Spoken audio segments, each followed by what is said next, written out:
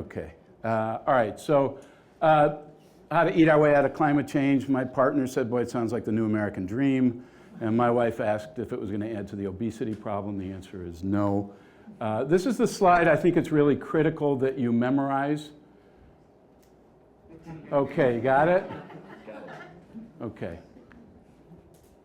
All right, and there we go. Okay. I'll tell you a story about a 402-pound patient who walks into the doctor's office, and he's got diabetes so severe he's already had part of his leg amputated. He's got heart disease, he can barely walk on his own, he's on tons of medication. The doctor looks at all the charts and looks at him and says, you know what we have to do? We've got to slow down the rate at which you're gaining weight. That, ladies and gentlemen, is our entire approach to solving climate change right now. So right now, everything we know is about reducing emissions. And as you would imagine with slowing down the rate of weight gain with the patient, it's suicidal. And if you listen to the scientists, the James Lovelocks and the James Hansons and Tom Garreaus and Tom Lovejoys and people like that who are the real global experts on what's happening with climate, they tell us we've got less than 15 years before we go off a cliff that we can't get back from. And in fact, many of them have already counseled the UN and Parliament and Congress that we're past the point of no return, and it doesn't matter what they do. It does matter what we do, and that's what we're going to talk about today. But the big solution that the world has tried to put forth is let's limit the rise in temperature to just 2 degrees. Let's do that. Well, you know what? Here's nasty fact number 1. At 2 degrees, the oceans are dead. All right, so that's probably not going to work really well. But let's ignore that nasty fact for a second and say, so how are we doing on that? What's our plan to limit it to 2 degrees? Well, it's to reduce emissions. This all began with the Kyoto Protocol in 1997 when the world finally woke up and said, we must reduce emissions if we're going to prevent catastrophic global warming, which is what it was called then. So we've had about 20 years. Now let's talk about how we've done on this global effort to do it. In 1997, we emitted worldwide about 6.5 gigatons of carbon into the atmosphere. After 20 years of working really hard, a global effort, happy to report that this year we're going to emit 10 gigatons. So that's a 50% increase after 20 years of trying to decrease the number. This is like that 400-pound patient now being 600 pounds, but I guess that's better than being 700 pounds. I now want to talk about nasty fact 2. Let's just say we were unbelievably successful at reducing emissions. Let's say we reduced emissions to 0. There wasn't a car, there wasn't a plane, there wasn't a truck on the road that was emitting anything. The cows stopped belching and farting, and no coal was being used to create energy. We went to 0. You know what the effect on climate change would be? 0. According to NOAA, according to Stephen Chu, our ex-Secretary of Energy, Nobel Prize-winning laureate on this, because of the climate lag, the carbon that's causing climate change right now is what our parents put up. Most of anthropomorphic carbon has been put up in our lifetime, and it hasn't done its damage yet. It hasn't even started to do its damage yet. That's why they say we're past the point of no return. So the only solution we have, the only one, is we have to take some of that carbon and we have to draw it back down, or we're in big trouble. So this is where the Carbon Underground comes in. We were created about 2 years ago to take that data and see what we can do with it. So you have some fun. So let's have a little bit of fun. If I were to ask all of you, what is the single biggest cause of man-made carbon in the atmosphere? You would probably say the burning of fossil fuels, because that's what we're all told. The number 1 cause, as much as 58% of the carbon in the atmosphere comes from industrial agriculture. Up to 58% is due to industrial agriculture. But that's not what's causing climate change. What's causing climate change is that industrial agriculture is preventing the planet from taking that carbon and bringing it back down. Now, we're at 402 parts per million today. The Earth has been as high as 7,000 parts per million, long before we got here. But during massive volcanic periods, we've been as high as 7,000 parts per million. And what happened? Well, the Earth drew all of that carbon back and got back to a balance in the atmosphere and used that carbon for an explosion of plant abundance. Every single time something like that happened, we had an explosion of abundance. So, how did it do that?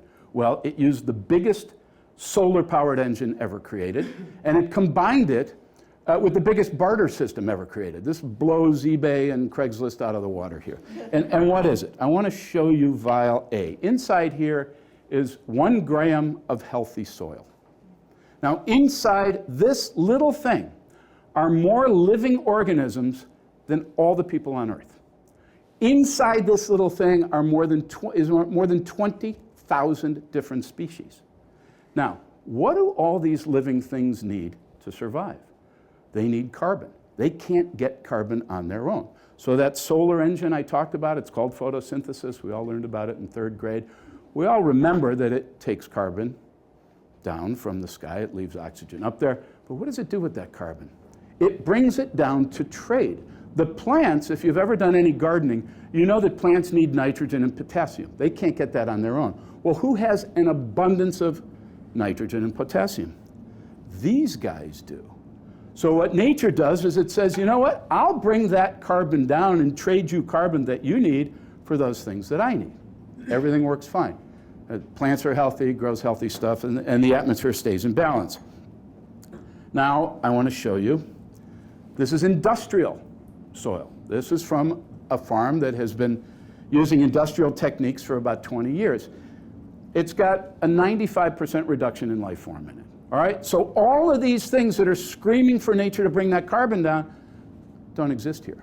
So nature has shut down much of the photosynthetic process on that land. Now, let's take the 5% that's still there. Well, when we, and by the way, let me explain why they're not there. When you till the soil, when you churn it up, all of these organisms are ripped apart and exposed to the elements. They die, it's carbon through the evaporative process. It goes up into the atmosphere. The ones that remain, that might still want some of that carbon, don't get it because we're putting chemical fertilizers on, potassium and nitrogen. So what we're saying to the plants is, you don't need to barter. Even with these little specks of remaining guys, you don't need to barter anymore, so you can leave it all up there. So we're literally standing in the way of nature rebalancing the atmosphere. So now that we know this, can we do anything? Turns out we can. Turns out we can do this pretty easily. Turns out that we can restore soil really, really quickly. And if we restore it and then we grow food in a regenerative way, which means no tilling, no chemicals, we use cover crops to do what pesticides and things do, there's some pretty amazing things that can happen. The Rodale Institute, let's bring this to climate change for a second. The Rodale Institute has said if we restore the soil globally, it will draw down more carbon than we are currently emitting today, which means over time we will reverse climate change. Ratan Lal, one of the great scientists in this area at Ohio State, has said we could draw down 3 tons of carbon per acre by doing this. Carolyn Jones in Australia has said we can achieve 9 tons. Alan Williams, who is probably the leading expert on soil and cattle, has taken dead land in Mississippi, land that couldn't grow anything, and by putting cows on it and managing it the way nature manages herds, in 2 years, the soil was completely healthy. It was drawing down 30 tons of carbon a year, and the carrying capacity of the land was 3 times all the other ranches in the area that were using industrial techniques. So the big question that comes that we hear all the time is, aren't we all going to starve to death here? We're all going to starve to death without industrial agriculture. Actually, the opposite is true. We've lost 60 to 70% of our topsoil. We all know that. So the UN says we have 60 years of topsoil left or 100 harvests left. So we're all going to lose any ability to feed ourselves pretty soon. If we restore the soil, which again we can do with compost and managing of herds, we achieve the same yields. This is really important, the same yields. We have greater food security. Healthy soil still produces food during droughts and floods. Industrial doesn't. We have better food, healthier food. We're growing, really healthy food, which is going to decrease not only the pain and suffering of healthcare, but healthcare costs. We're going to reduce our water needs. We know about the water crisis all over the world. Well, healthy soil stores water, and it decreases the amount of water necessary to water a crop by as much as 75%. And it also increases margins for food-producing companies, farmers, food producers, because what you have is nature resupplying much of your supply chain. So, in conclusion, last month the USDA released a study where they compared 3 different types of farming: industrial, organic, and regenerative. They said that regenerative is the only type of farming that draws carbon down from the atmosphere as opposed to emitting it, and it's more profitable. That's really important. So is anybody paying attention to this? The Chinese government is. The biggest produce company in the world is. We're working with all of these. The biggest seller of produce in the world is. 2 companies we're working with that are vastly different: Patagonia and Shell Oil. Patagonia, a big environmental apparel company, has now said that by growing food they can do more to help the planet than they ever could with apparel, and they've committed to building a food company bigger than their apparel company. Shell Oil has estimated they will save trillions of dollars in sequestration costs by investing in restoration of soil rather than scrubbing devices. So a lot is going on. I want to go back to this formula for 1 second, which I asked. There it is. So what this means is, I'll walk you through it. 9 tons of carbon per hectare per year is what we can draw down. That's what the core of the science tells us. Times 3.5 billion hectares presently used for growing food around the world is 31.5 gigatons of carbon a year. So if we project this out over 10 years, you've got that number of 315 gigatons of carbon that we can draw back down into the soil. In order to reduce the parts per million by 1, we have to draw down 2 gigatons. So if you divide this, 315 by 2, you get 157.5. If you subtract that from the 402, it gets us to 244.5, which is 35 parts per million below where it was before the industrial age began. We can do this in 10 years. The United Nations says we can do it in 5 years. So I want to leave you with one thought. The carbon that's in the atmosphere came from the soil. Pure and simple, came from the soil. And the soil wants it back. So much so that it's willing to trade us abundance and a healthy climate to get it. Thank you.